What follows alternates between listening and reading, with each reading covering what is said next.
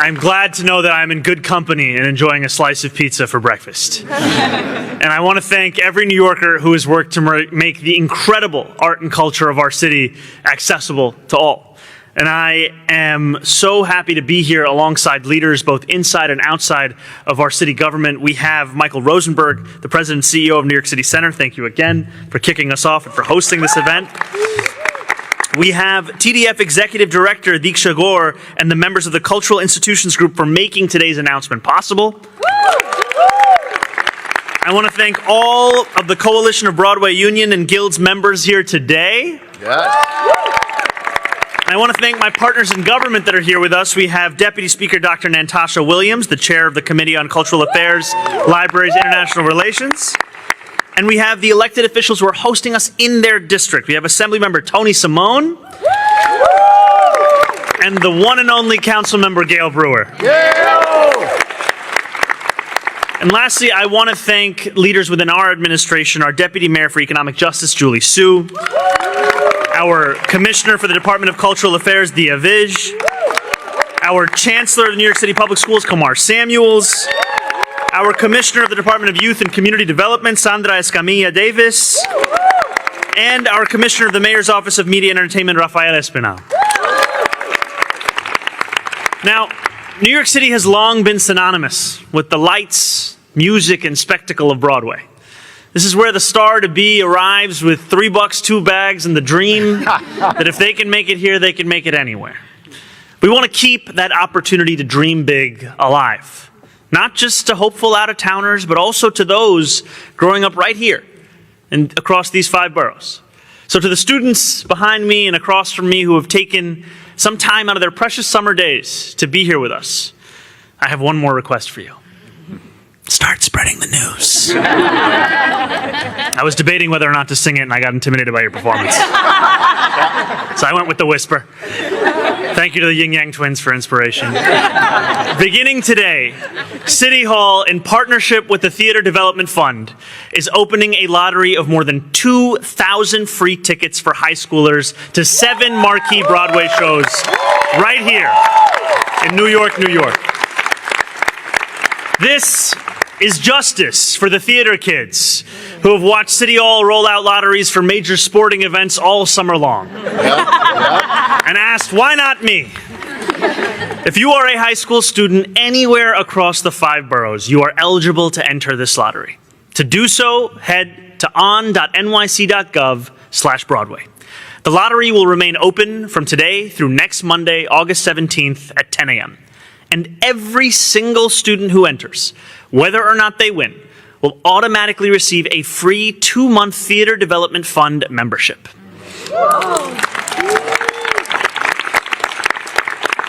This membership will give them access to significantly discounted tickets between $20 and $40 to shows, concerts, and dance performances on Broadway, off-Broadway, and across the city.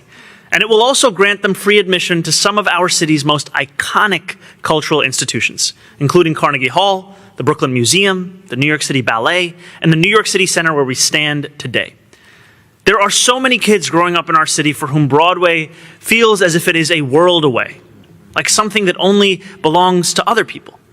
We are together today to prove differently, to make it possible for kids from Sheepshead Bay to Morrisania, no matter how much money their parents make, to enter that different world, to experience that magical moment when the lights go down, the curtain goes up, and they're transported on the journey of a lifetime, one they will carry with them for decades to come.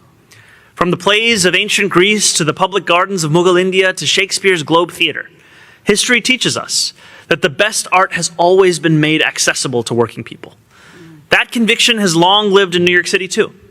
In 1942, city government purchased this building in a foreclosure auction. Instead of selling it to developers, Mayor Fiorello LaGuardia proposed that the city transform it into a center for music, dance, and theater for the working people who call this city home. On New York City Center's opening night in 1943, tickets were sold for just $1, as opposed to the Metropolitan Opera's average of $10 per ticket. What a time. We believe, just as Mayor LaGuardia did nearly 85 years ago, that government holds a fundamental responsibility to make people's lives better. We will do so by building new homes, by making groceries cheaper, by keeping people safe on our streets, and by making wonder and joy something that every New Yorker can know. I know this isn't an initial rollout of 2,000 tickets, but what are your plans for expansion? And if you want to talk a little bit more, I know there's been some writing about, I guess, the role of a lottery system with equity, which is one of your kind of core tenets. So do you want to speak a little bit more about how that is used that way, and we can experience and expect more of this, because with how many, maybe the Chancellor can speak to how many theater kids there are in the city, and 2,000 tickets, and unlike the World Cup, it doesn't end. So I don't know if there are plans to add more. Theater kid, I think, is subjective. But this is but one example of what is going to be a term-long commitment to the arts, to culture, and to ensuring that every New Yorker sees themselves in arts and culture. And I think it's 2,100 tickets that are free for any high schooler across New York City. But as you've heard all of us say, anyone who applies to this lottery will then get that free membership for the next few months. And that's a membership that can really expand your sense of the city and of the world. I mean, you just heard Deputy Speaker Dr. Natasha Williams speak about the Louis Armstrong Museum. It is an incredible museum. I only saw it after I became the mayor. And this is one of the places where any high school student who applies for this lottery could now go to see for free. And that's what's so exciting, is that the arts are also a portal to a world that you never even knew existed, let alone one that you thought had room for you. And we're always going to be speaking to our deputy mayor, to our DCLA commissioner, to our MOM commissioner, to everyone who helps to lead this work inside city government and all the partners outside, as to how we can make it easier for kids to grow up with a sense that Broadway is for them as well. If I can ask a follow-up. Please. I see the Chancellor here. I know there have been some concerns from, as a whole, that I guess, what is your plan to increase arts funding and access, not here at the city center, but within schools all around the city, not just at specialized schools or art-specific schools, but to ensure that there is every kid in New York City can learn an instrument, have a librarian in their library, and then also perform in a play? I don't know if the Chancellor wants to hop on. He's hiding in the back. But No, he's coming up. He's coming up. No. I'll just underline one thing that the deputy mayor said and then pass it over to the chancellor for additional details. We were proud to work with the council to deliver more than $320 million in funding for DCLA and for arts institutions. That's a record amount of funding. And the reason we wanted to do that is, even in a moment where we faced a $12 billion fiscal deficit, it is always a moment to invest in the arts. And we also created for the first time a stabilization fund for cultural institutions that were experiencing either unexpected or an emergent need, because we also know that since the pandemic, especially with the cuts from the federal government, there are a number of cultural institutions that are struggling today, and they need help to just keep their doors open. So I'll pass it over to the Chancellor.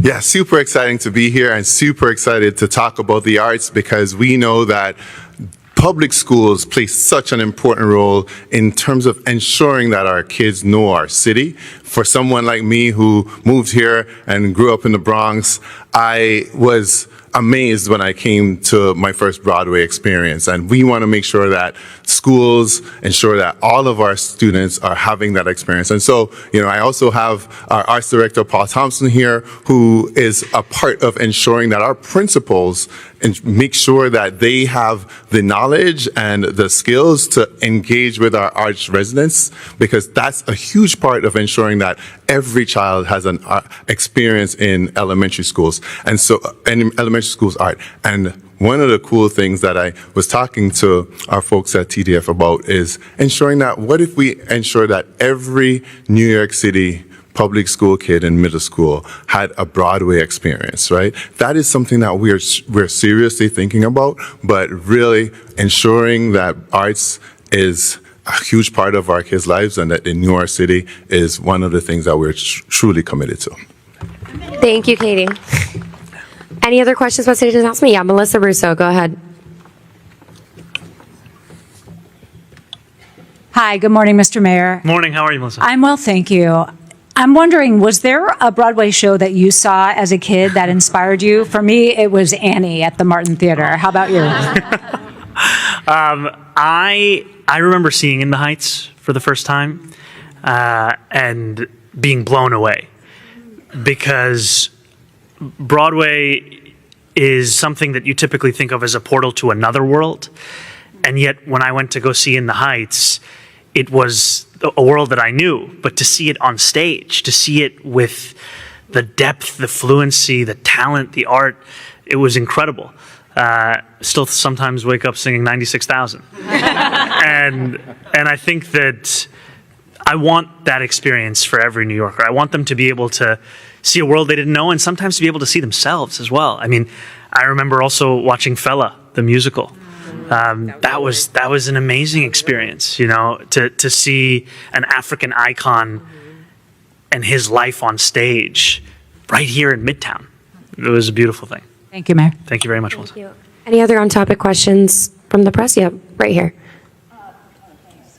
Mr. Mayor, it's great to see you take part in this program, the announcement for this program, and that we don't usually see somebody of your caliber standing here in front and center. So thank you for that.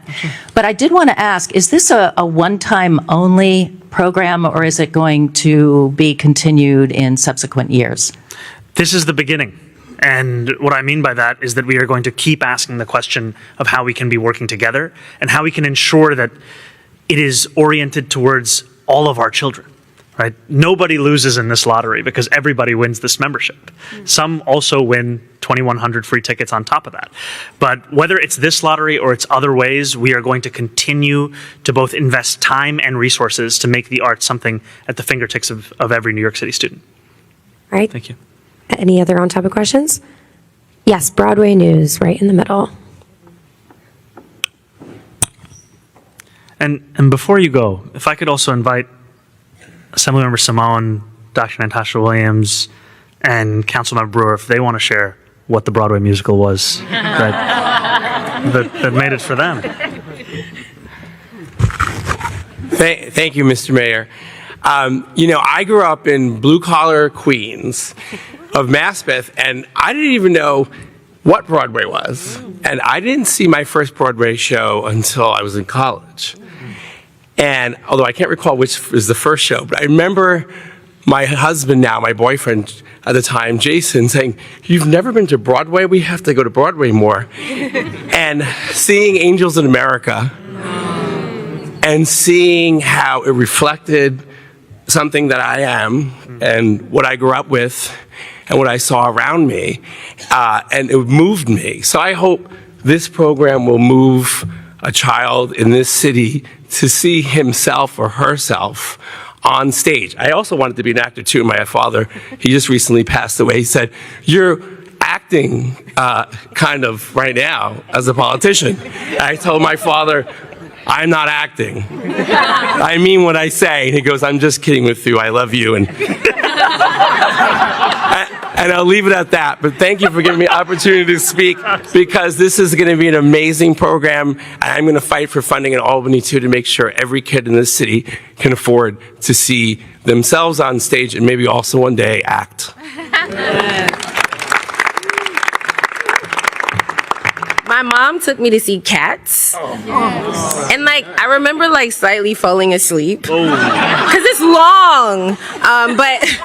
But I remember the costume, so I would say that was my first Broadway play. But I feel like most memorable was Lion King. After that, yeah. Do we have Gail Brewer who is here with us? Oh, well, we lost her. She's off to see a play. Broadway news, please. Thank you so much. Very welcome. I was encouraged when the chancellor mentioned that there's a hopeful expansion to younger kids as well, because we know that early exposure is important. But when you speak about Broadway especially, I'm very grateful and excited to hear about all of the support for cultural institutions like City Center. Is there a plan to support a cultural institution of Broadway that is not a cultural institution, a building or organization, and to support the commercial theater that brings so many people to the city and really is of all New Yorkers? Just to make clear, you're asking if there's a plan to support commercial theaters beyond the CIGs? Yes. Yeah. That's something that we'll bring back to the team. We'll have that conversation. Thank you. All right, thank you. Before we move on to off topic, we're going to take a quick group photo. On the podium, please. Okay. Aaron, take a couple steps forward. All right, everybody in front of the podium. Oh, and we're all the mayor.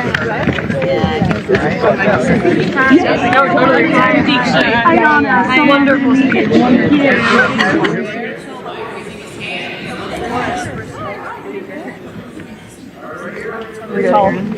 Yeah, you squeeze. Yeah. You might have to. Guys, you want to get here? Come in front. Come in front. Come in front.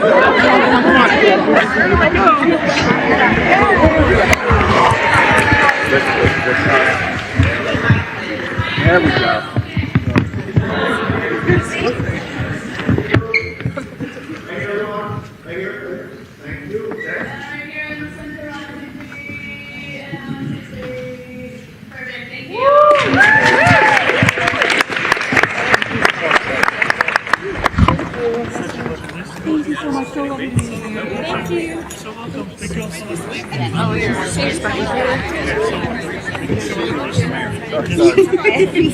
No, that was smart. It was smart to get people to me. Thank you for your work. Appreciate it. We're going to take our time.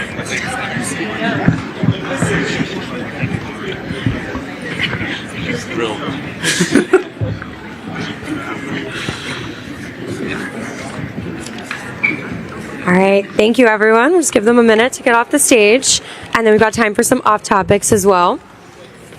We're going to start with Josie from the Daily News. Hi, Mayor. No Broadway questions? I am not really a musical. Anyway, just go to your questions. I want to make sure you get out of here alive. I wanted to ask you about the Elizabeth Street Garden situation. Can you just explain why you didn't try to go to the state lawmakers who may have power to actually move housing forward on that site, and how you kind of square? I know you've talked about building housing on every available city-owned lot, and yet here's this situation where that's put to the test and you don't do that. And then I have a second question about the $3 push for a $3 city bike cap. Are you interested in making that program more affordable? I know you're a avid user of the program yourself. So I'm a bike angel, I think is the term. Though I haven't won enough points to recoup anything. Sorry, there's a $3 push you were saying? Yes, yeah, price cap of $3. Okay. I mean, we are always interested in making city bike and cycling in general more affordable, but I'll take that back to the team. And then on the first question, I think a lot of this comes back to the fact that the first deputy mayor of the former administration, Randy Mastro, took steps that rendered it nearly impossible to move forward on the fulfillment of a vision of building housing at the Elizabeth Street Garden. And we have a continued commitment to building housing everywhere that we can, and that is also why that as we take steps to resolve this case with the developers of that original site, we are going to be building 180 homes not too far away, as well as more even at 100 Gold Street. Thank you. We'll go to Heather from News 12. I'm over here. Oh, hey, how's it going? Good. How are you? Doing well. How are you? I wanted to ask you about the meeting that you had earlier this week with the rabbis. I just wanted to see if you would be open to sharing feedback that you got from them, and if your thoughts and feelings after the meeting and how you think it went. Thank you for the question. I had a candid and productive conversation with rabbis representing a wide swath of New York's Jewish communities and affiliations, and I appreciated hearing from them. My door will always be open to every Jewish New Yorker, and that is a door that is open not only to a conversation, but also to a commitment of what it actually looks like to deliver on the ideal of a city where not only is everyone safe, but everyone belongs, everyone is made to feel as if this is their home. And our administration has been taking steps over the last many months of enacting that, whether it looks like increasing funding for hate crime prevention programming by more than 800%, or expanding our city's Office to Combat Anti-Semitism to its largest ever size while developing a first-in-the-nation municipal response to combating anti-Semitism. Thank you, Heather. We'll go to Kelly from New York 1, over here in the back. How's it going, Kelly? It's going well. How are you? I'm doing well. I wanted to ask you, yesterday a Siena poll came out. The governor and her rival, Blakeman, are only 10 points difference. I wanted to get a sense from you if you plan to either help the governor while she campaigns. You had very good favorability ratings in that same poll, and what that might look like. Also, next week, when you're actually on vacation, the pied-à-terre hearing is going to be happening for the council. I wonder if you planned that perfectly for that. And also, also wondering, I had to ask, also wondering, Trump this week said that he is looking at ways for the federal government to get involved when it comes to pied-à-terre. What do you think about your maybe bestie or not frenemy at this point getting involved? Okay, I think I'll leave it to the president to share his own opinions on it. I continue to believe in the importance of a surcharge on secondary homes worth more than $5 million, as well as our ability to implement that surcharge. And just to go back to the importance of it, we're here today talking in some ways about art, but in other ways also about affordability. And the importance of a tax on a secondary home worth more than $5 million is that it raises $500 million, and that is money that makes our streets safer. It makes our schools stronger. It makes the city the world-class city that we all love and know as our home. And I'm looking forward to all of the improvements that we can deliver with that revenue. And then, Kelly, the first question, yes, I do support the governor in her reelection, and I will be making that support clear at every opportunity that I have. And I also think there is a very clear choice here between Governor Hochul and Bruce Blakeman. Yesterday, I was standing with Governor Hochul as she announced that she was going to invest more than $7 million in funding to ensure that there are no unaccompanied minors without legal defense in our city. The Trump administration had made a decision that would strip these minors of their legal defense. Now, if a New Yorker looks at what ICE is doing and they want to see more of it, they should vote for Bruce Blakeman, who has created his own militia in Nassau County. If a New Yorker looks at what ICE is doing and is shocked by the inhumanity and the cruelty that is in the very heart of that agency's operation, then they should vote for Governor Kathy Hochul. Thank you for your three My vacation questions, timing? Kelly. Yeah, no, it was not about this hearing. Thanks. All right, we've got time for two more. We'll go to NJ from Channel 7. Good morning, sir. Morning, how are you? Yeah, well, thank you. Courtwatch NYC is going to release the results of its research into the number and nature of arrests in the city. I'm not asking you to comment on their findings. They haven't been released yet. But you are in regular communication with the police commissioner. Mm-hmm. Are you confident that she is executing your vision for policing in New York City? Yes. I would not have someone serving our city if I was not confident in what they were doing. And I look forward to the release of these findings. Do you know when they are being released? 12 noon. 12 noon. Okay, so then we'll be sure to look over them. And I think I appreciate all of these different initiatives that are all looking towards the same thing, which is how to deliver safety and justice in our city, and that continues to be a focus for us. Thank you. Okay, we've got time for just one more. We'll go to Liz from Gothamist. Liz, you have to say your favorite Broadway show. Gypsy. Gypsy, okay. Love Gypsy. It's iconic. Yeah, everyone should see Gypsy. She it's says, so looking at Josie. Layered. I I can't. I don't get me going. I wanted to ask you about the drop in reading scores. The UFT president, Michael Mulgrew, has criticized the way the DOE has implemented its literacy program, NYC Reads. He says unless the city makes some changes, he's going to pull teacher support for that for that program? And then my second question is about the pied-à-terre hearing. Given the fact that there's this ongoing lawsuit, are you comfortable with your administration officials testifying in that hearing? Because likely everything they say will be pulled for that lawsuit. I have confidence in our administration officials being able to navigate what are often concurrent obligations, both whether it be to a hearing or to an existing lawsuit. I was asked earlier about Elizabeth Street Garden, and I said the other day that there are few things more certain in New York City than death, taxes, and Randy Mastro suing this administration. And that is, again, where that lawsuit is coming from when it comes to the pied-à-terre lawsuit. And then on your first question, I continue to be confident in NYC REITs, and it is developed with the real findings of what's been effective across the country in mind, and we know that it is a critical thing that we equip our public school students with. We look forward to being in conversation with the UFT as we look to not only build upon the successes of the last few years, but to go beyond that. All right. Thank you, everyone. That's all the time we have. Thank you so much.